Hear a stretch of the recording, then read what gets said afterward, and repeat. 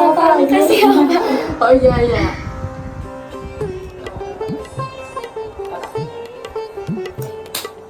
Aku mulai yo. Ini mulai ya. Nah ya, kita kan belum di sapaan. Tapi yang kayak semisal salah nih kita. Jam 12 tuh. Aneh ya? Gak usah dipikir aja. Jadi kenapa kita buat podcast hari ini? Langsung kita buat podcast karena ngerti guys, tiba-tiba kepikiran aja. Waktu itu kita kan Ya. waktu itu kita kan lagi ngumpul bertiga nih di apa, di Cafe Antara guys, di setelah petang. Pas mau pulang itu kan kita buat video kayak gitu kan, cerita lah. Biasanya kan bikin video kayak vlog kayak gitu, cerita tentang keseharian. Pas itu aku bercerita sambil ngajak Ega. Dan di situ dia lagi down banget guys. Dan dia lagi mencurahkan isi hatinya, kegalauannya. Tapi aku punya pemikiran, kenapa enggak kegalauannya dia dibuat edukasi aja gitu kan. Jadi semua orang bisa belajar dari pengalamannya dia gitu. Oh, thank you so much. Gitu ya sih. Iya. Dan pada akhirnya terbitlah podcast ini. Ceng-ceng. Nah, podcast ini kita namai Jam 12 jadi kayak ala-ala TikTok gitu guys. di talk pada jam 12 malam. Kan biasanya jam 12 itu rawan-rawan pikiran-pikiran. Overthinking nggak sih tengah malam biasanya sampai itu begadang sampai begadang. Begadang cuma perkara pikiran. Dan kenapa kok jam 12 malam? Aku tahu. Karena kita kan berdua tau. Oh ya. Jam 12. Jadi kita sebenarnya adalah dua orang yang perlu belas kasihan sesaat. Guyan anjir, guyan. Gitu. Disambung-sambungin aja. Podcast ini buat santai-santaian aja guys. Tapi kita mau bahas apa aja ya? Pada episode pertama kita belum ada rencana sama sekali ya. Mau apa iso ketemu piye aja? Oh ya, kita mau apa? Ceritain awal mula kita ketemu. Kita ini temen SMK guys. Jadi kita ketemu pas SMK. Kita SMK di Tit. Iya cek. Tugasku ini. Di sini. Kita ketemu di kelas berapa ya? 10 kita udah ketemu ya? Sih waktu ikut organisasi. Tapi sebelumnya dirimu ikut organisasi. Kenal aku ya? Sebelum ikut belum sih. Belum. Berarti baru kenal waktu Di organisasi. ya? Dan organisasi waktu itu kita ikut ini. Ini. Ikut jurnalis sampai S1 kan diri. Anjay. Bagaimana kabar jurnalis saat ini? Kacau. Sensor. Enggak, sekarang ternyata adik-adikku sangat ini guys, sangat kreatif, sangat semangat. Namanya didukung sama sekolah. Iya, keren sekali ya SMKN 1. Terima kasih sudah mendukung jurnalistik SMKN 1 biar berkembang. Makasih Pak Edi, makasih misal saya yang udah memberikan support, kemudian sama pembina yang baru sekarang Bu siapa? Oh iya, makasih Bu. Lali ya. Makasih Bu. Iya, oke. Itu sih.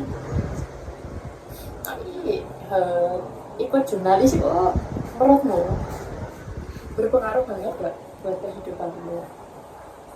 Berpengaruh banget sih. Sebelum jawab berapa persen? 80%. Seberpengaruh itu guys. Ikut organisasi untuk kehidupanku saat ini. Kok iso? Bisa soalnya apa ya? dulu sebelum ikut jurnalis ini aku tuh berteman tuh kayak membatasi diri banget, terus kayak jarang banget gitu loh interaksi sama orang itu. Tapi boleh aku tahu pas kamu ngerasain keterbatasan secara interaksi itu kenapa? Apakah ada sebabnya sendiri atau ada overthinking? Kalau misal kita mau kenalan sama orang lain bakal gimana ke kita? Ya itu salah satunya, ada beberapa trauma juga sih di masa lalu. Pokoknya adalah sebab akibat kenapa menjadi anak yang pendiam sejak SMP guys. SD aku pecicilan tapi ya rada pendiam. Iya pecicilan. Oke, bisa diterima. Kalau fun fact aku dari SD itu anak cool. sorry enggak SD beneran nakal tapi gak nakal gimana ya SD nakal tapi gak nakal nakal dalam artian seru buat fun tapi sebenarnya aku gak nakal karena aku pengen have fun gitu SD. Berarti bukan nakal yang negatif. Ya bukan tapi tetap nakal buat have fun gitu. Terus SMP aku freak. SMP aku ketemu gini, aku SMP di SMP 4 kan. Halo guys, teman-temanku dari SMP 4. Jadi waktu di SMP 4 itu aku ada teman. Dia memiliki karakteristik yang unik gitu rata-rata. Jadi dalam circle itu memiliki karakteristik yang bermacam-macam. Karakternya macam-macam ya. Dan setiap karakter itu bedanya ada sangat berbeda jauh antara beberapa karakter gitu. Jadi penyesuaian adaptasi itu beneran wah sangat hebat waktu di SMP. Dan waktu di SMP aku membentuk karakteristik yang sekarang guys, karena di SMP kita sering membuat habit positif, gak pernah yang namanya gibah terus maki-maki teman terus apa jorok gak pernah. Misal karena ya guys cakro itu gak ada di SMP. Sensor ya nanti. Circle-nya positif ya. Positif banget. Yang kita obrolin tiap hari film, drama Korea, artis, terus kehidupan K-pop lah dan sebagainya. Gak ada sih namanya kelas ini bla bla bla bla, kelas ini bla bla bla bla, dia pacaran sama ini gak ada guys. Sehat menurutku. Makasih SMP 4 telah menerima saya dulu. Dan teman-temanku sangat keren semua di SMP 4. Tapi waktu SMK gak kalah keren lagi. Coba SMK, ceritain. Jadi waktu SMK karena sedikit ada perubahan ini ya, adaptasi siswa baru antara SMP ke SMK. Perbedaan pola pikir perilaku anak ini bukan bermaksud ngejudge atau gimana, cuman karena SMK dia jangkauannya luas. Kan dari berbagai tempat kan, dari pelosok sana, pelosok sana. Mesti gitu. Jangkauannya sangat luas. Dan mental mereka juga bermacam-macam. Karakteristiknya juga bermacam-macam. Ternyata karakteristik anak SMP sama SMK itu berbeda jauh. Karena waktu SMP itu kan masih tahap anak-anak ke remaja. Nah, tapi waktu SMK itu kan tahapannya di mana remaja itu mulai berkembang ya, SMK. Jadi SMK gimana cinta mulai tumbuh, terus mungkin sesuatu yang dianggap buat menunjukkan karakteristik dirinya kayak jadi diri. Aku loh jadi anak yang seperti ini tuh keren guys. Ya, gue keren kalau jadi begini gitu. Merasa keren sendiri waktu SMK itu. itu bagus untuk kepercayaan diri kita. Tapi kalau semisal merasa percaya diri untuk hal-hal yang negatif kayak sensor kayak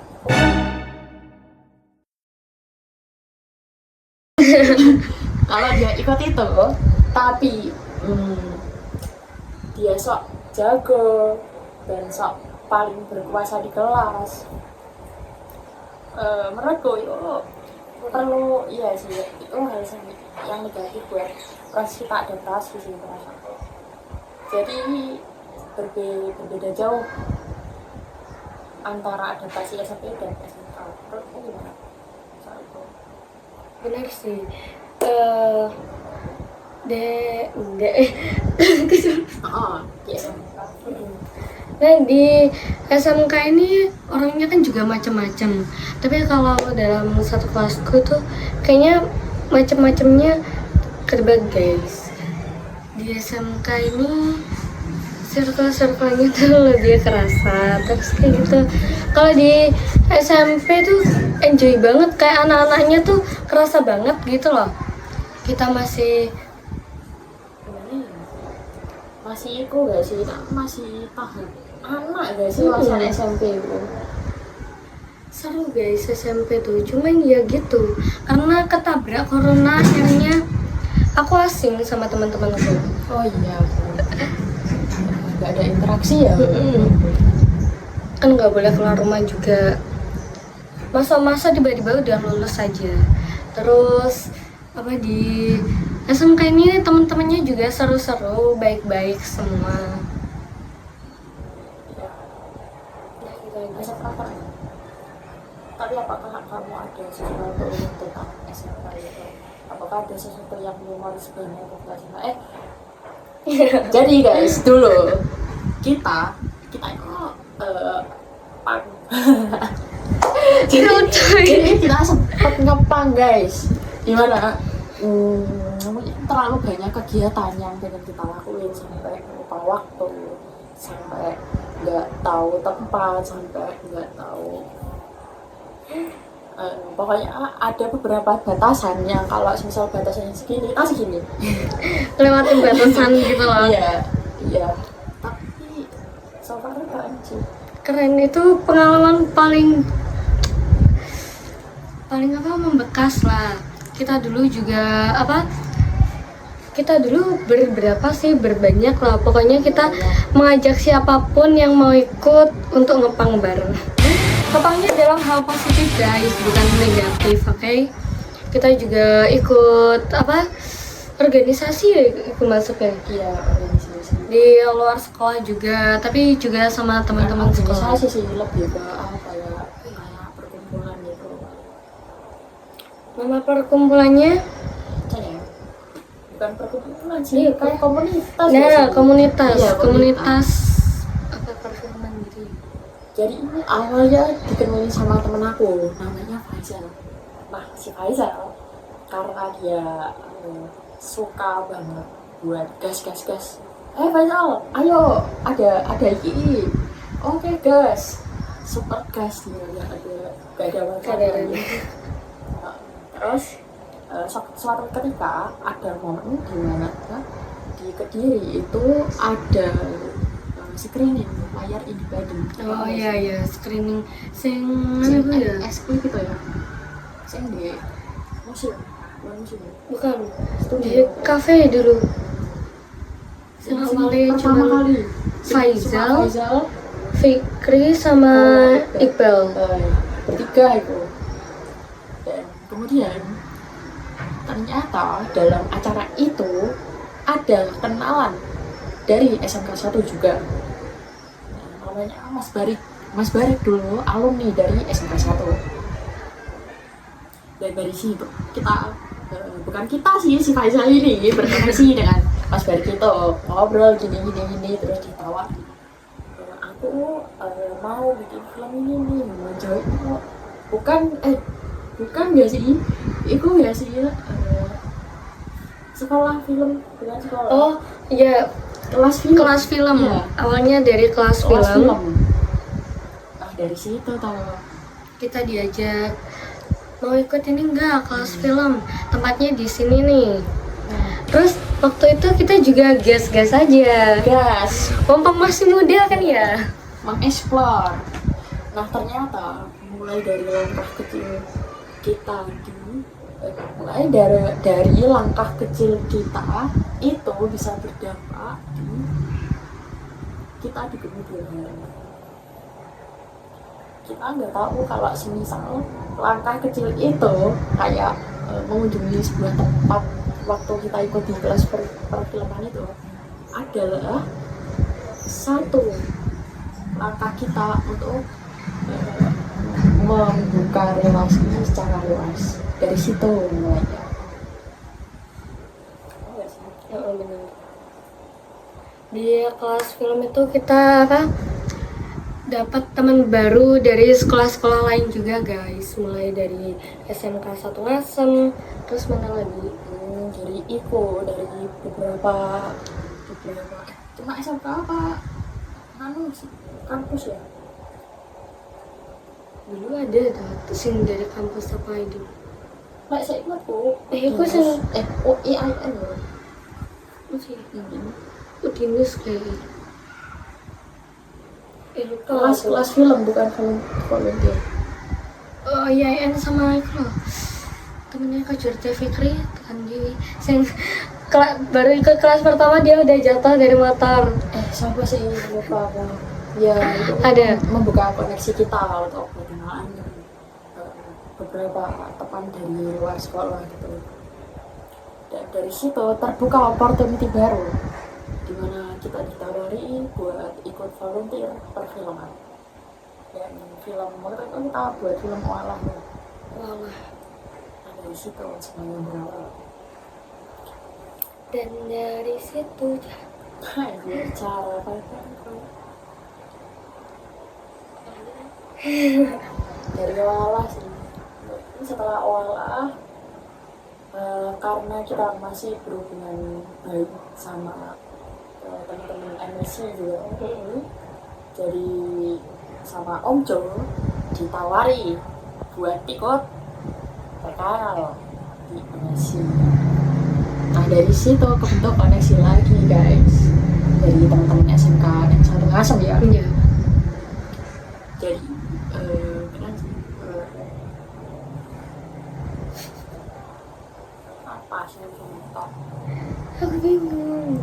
Tapi merenung pas kamu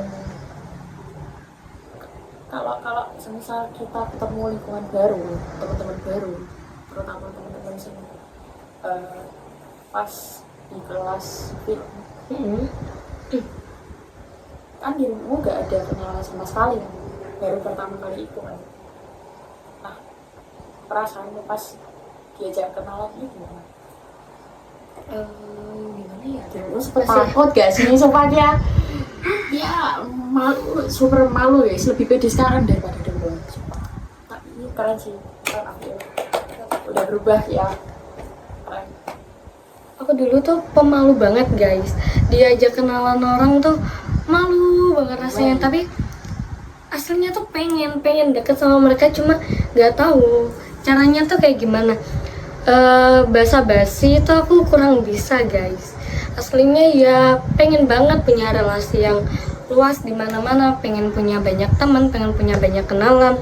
Cuman ya gitu, dari diri ini seperti yang aku katakan tadi, dulu tuh aku takut kenalan sama orang karena Ya ada satu cerita, mungkin ada ya, satu yang cerita. nggak bisa lagi. Ya. Jadi semenjak kejadian itu aku mandang orang tuh kayak serem guys. Orang-orang tuh mengerikan kayak gitu. Aku mandangnya tuh kayak gitu. Kayak takut banget. Apa? Nanti aku dijudge atau gimana. Berarti ketakutanmu saat mengenal orang, takut dijudge itu. Tapi bagaimana lah misal ternyata orang itu nggak ada pemikiran kalau dirinya mau ngejudge itu? Aku bisa membuka diri. Bisa apa? Biasanya kalau gimana ya, aku tuh nyamannya dideketin satu orang dulu guys. Kalau dideketin rame-rame itu tuh Digerutu anjir ya. kayak kalau di geruduk gitu nggak bisa guys.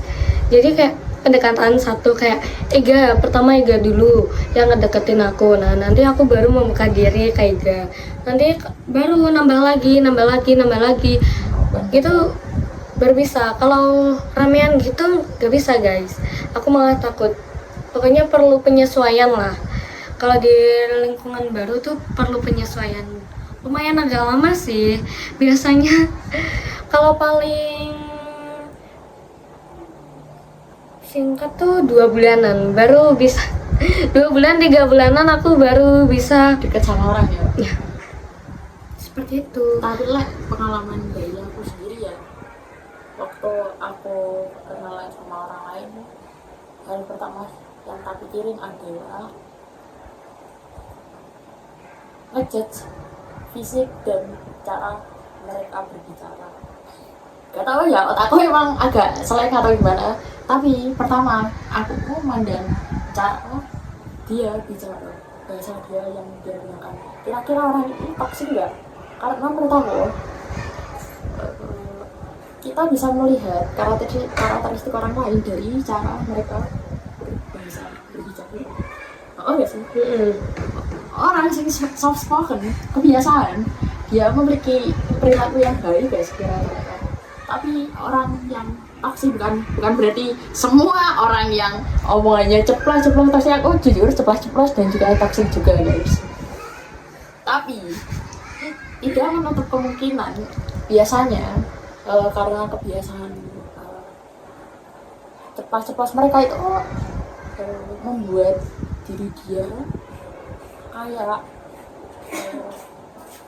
apa sih, memasang papan,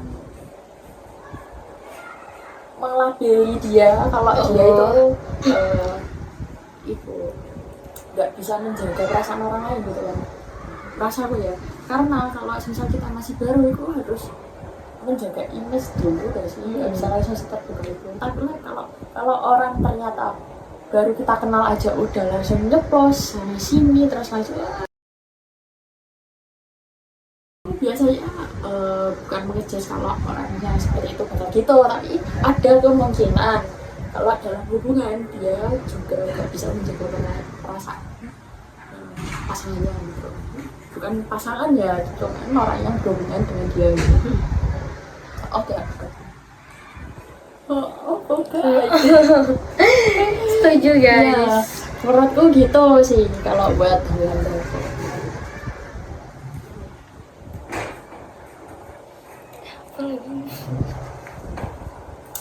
Ya emang susah. Misal kita beradaptasi dengan orang baru. Kalau menurutmu aku gimana? First impression ketemu dia. First impression ketemu. Jujur aku lupa ya, tapi saya ingatku dia kayak iku ada anak kecil SD sih. Anak kecil SD sih ditinggal sama gurunya. Terus yang pojokan nangis. Gak bercanda dia pertama kali ketemu ini diam sih, pendiam merasa lo. Memang pendiam. Aku tuh pendiam banget. Tapi pendiam bukan untuk yang nggak bisa diajak interaksi. Kalau misal kita pancing baru bisa sikap. Tapi kalau misal nggak ada pemancing sama sekali dia diam. Benar. Aku tipe yang dijak minta diajak ngobrol dulu guys, kayak dideketin dulu. Kalau aku yang ngedeketin dulu tuh kayak malu aja gitu rasanya. Tapi pernah sih aku memaksa memberanikan diri. Gimana apa kah? Apa aja? Cicak gak sih? Kira-kira belum ya. Yes, lanjut ya. Waktu MPLS gak sih pas SMK gitu, itu tuh aku memaksakan diri karena aku tuh gak punya temen, jadi aku ngedeketin salah satu temen guys, salah satu anak. Kayak aku ajak ngobrol dulu, namamu siapa gitu, aku memberanikan diri. Aku memberanikan diri kayak gitu. Akhirnya punyalah satu temen gini. Pokoknya kayak introvert banget aku tuh. Pokoknya cuman perlu 1 atau 2 temen kayak gitu, yang benar-benar temen. Kalau mungkin saat ini pengen temen yang sebanyak-banyaknya sih, buat relasi guys. Tapi relasi berkurang kadang. Kalian jangan jadi pemalu. Tapi first impression ketemu aku lupa guys. Terus sama. Enggak. Aku pertama kali ngeliat Ega tuh, aku kira dia Kristen guys. 90% orang yang ketemu aku, Ega, kamu sholat? Ega, kok kamu sholat? Kenapa itu tunda? بديع الكون سوانا علي Belum Islam KTP. Tapi wajar kok, emang Kristiani banget guys. Banyak orang yang ngomong gitu. Kristiani banget. Nah, terus semakin lama mengenal Ega tuh kayak keren banget nih bocah. Nah, Aku lagi.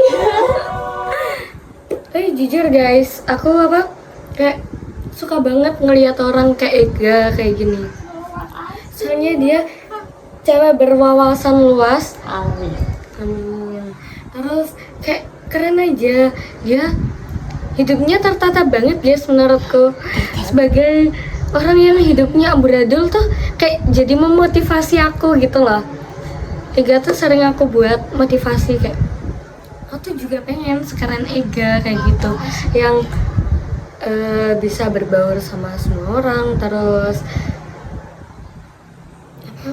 pemikirannya tuh juga keren banget gitu loh, dibanding remaja-remaja pada umumnya. Tapi nggak semua remaja guys buruk, kayak dia termasuk remaja yang terselamatkan gitu loh.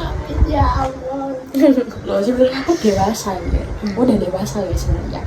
Kalian yang mandang aku anak kecil terus cuma anak kecil, salah. Aku sebenarnya udah dewasa sejak umur berapa ya? 12 tahun. Udah Dewasa sebelum umurnya. 12 tahun 12 tahun. SMP. SMP. SD apa SMP ya? Enggak. Terus lupa aku. Ya karena ini guys ya, karena setiap orang punya pengalaman di hidupnya. Kenapa kok bisa menjadi kayak itu? Gitu. Pasti kan ada sebab akibat, pasti ada faktor yang menjadikanku kayak gitu. Kekerenan Ega ini yang memotivasi orang-orang terpuruk kayak aku gini. Dia terpuruk orang, jadi orang paling santai sedunia guys. Santai gimana? Punya jiwa-jiwa freedom Hidupku Supaya- terlalu santai. punya nyali lebih gede daripada aku dalam hal ini, sumpah. Enggak. Aku belajar bernyali dari zona nyaman itu dari Kia. Padahal sebelumnya aku nggak punya nyali sama sekali, nggak ada kemauan buat keluar dari zona nyamanku. Tapi berkata ada Kia, Tambah dukil ya. tapi itu balance gak sih? Jadi kita balance gitu. Bagus. Makasih. Ya, makasih. Thanks udah jadi motivator aku. Ya, makasih udah jadi support dan menyelamatkan. Oke. Ya kan. Pelukan dulu dong. Keren. Jadi gitu. Sok lagi. Ya kadang sih kalau udah sampai kita ngomong sih ya. Mau bahas memikirkan apa? Mungkin tujuan podcast kita mau bahas apa aja, terus Ya sebenarnya aja sih, nggak tahu ya konsep ini podcastnya kayak gimana. random. Tapi sesuai mood kita gitu sih. Jadi kalian sebenarnya yang nonton podcast ini kali ini otak kalian akan kita cuci. Saya nggak percaya lah. Kita harus menumbuhkan habit-habit critical thinking ke masyarakat yang suka mitos. Sumpah aku tadi kalian yang lihat postingan Instagram, kalian tahu nggak berita Apa? Berita berita desa di Banten terkena radiasi yang anu ya? Nobel itu ya. Sing karena udang itu enggak sih? Iya. Sebab Jadi potensi kanker ya tinggi segala. Radiasi. katanya juga semakin tinggi ya. 33.000 apa sih? Ya iya, dia perbedaannya tinggi banget kan ini emang harus dijauhi gak sih, tapi Ada beberapa orang, nggak tahu ya beberapa atau semuanya ya yang nggak mau direlokasi gitu, kayak pikirkan keselamatan kalian guys, nyawa nggak ada di apotek. nyawa gak bisa dibeli. Nyawa nggak ada di apotek. Ya ampun, Pindah dulu. Indonesia emang gitu sih. Iya. Kalau nanti terjadi apa-apa kalian nyalahin lagi karena mana nih kok nggak gercep nanganin gini. Padahal kalian udah dihimbau kayak gitu, udah dikasih arahan, tapi nggak mau ngikut. Ya, terus Ya udah. ya kalian harus menanamkan itu ya.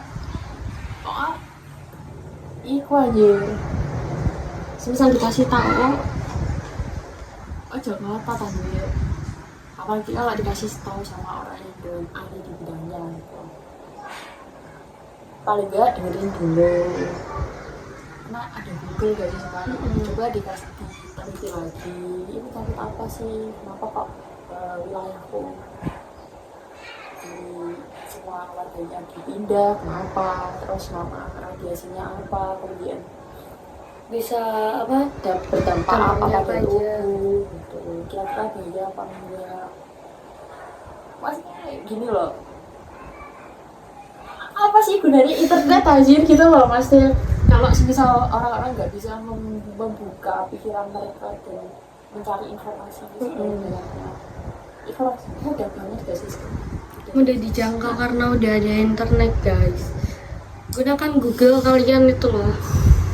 Bisa searching nggak sih paling nggak gitu? Atau mungkin tekan dari sananya juga mungkin udah ada edukasi nggak sih tentang radiasi ini? Harusnya ada nggak sih? Harusnya ada. Kalau misal Biar nggak ada, ya wajar gak sih? menimbulkan kesalahpahaman Iya, dari kayak warga. gitu. Harusnya mereka itu nggak sih sosialisasi dulu, gerombol dalam satu acara, terus dikasih tahu kalau wilayah ini udah terpapar ini, kemudian dampaknya ini, dan kita mau isolasi di sini, bukan berarti bla bla bla. Kalau misal ada edukasi di awal gak bakal terjadi kesalahpahaman itu gak sih?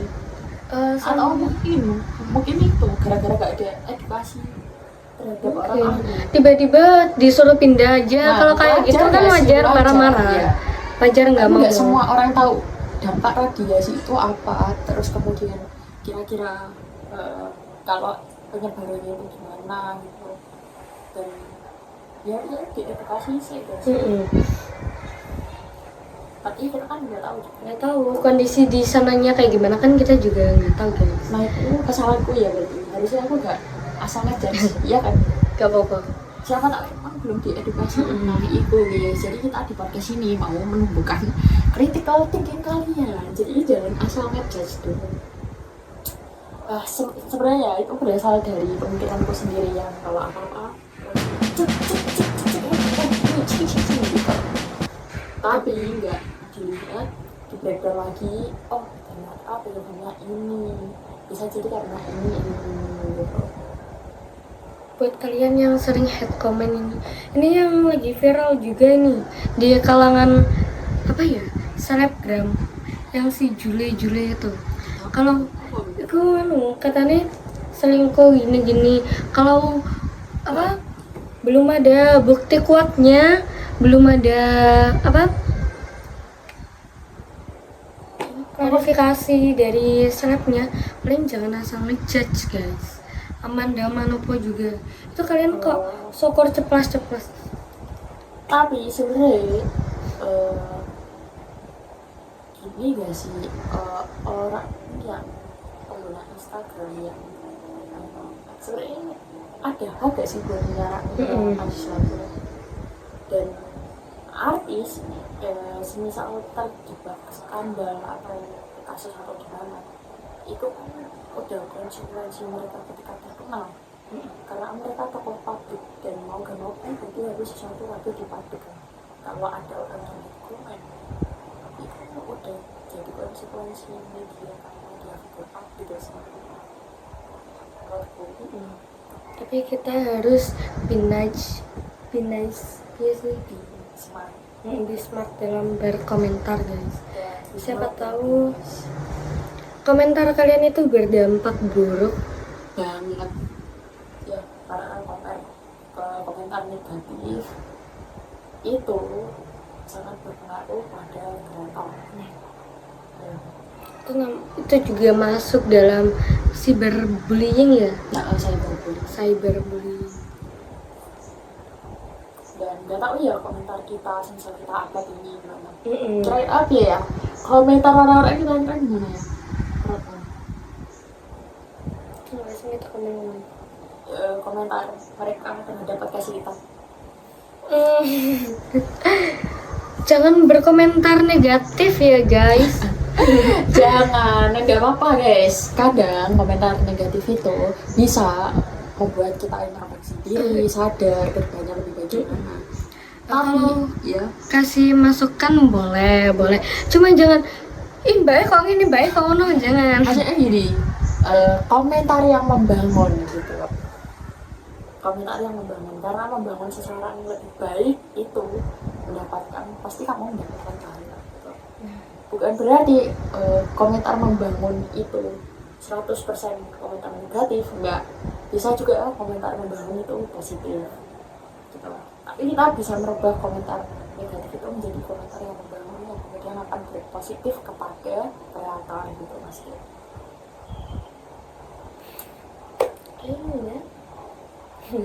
Kalau apakah betul? Apakah sudah cukup? Ya tergantung kita nggak sih? Udah Kita cukup. sih punya acara. Gak tahu aku. Udah cukup ya? Udah. Oke, see you. Udah. Oh iya, next. Bentar, ini siapa? Next kita mau ngundang diri kita sendiri dulu nggak sih? Oke. See you. See you.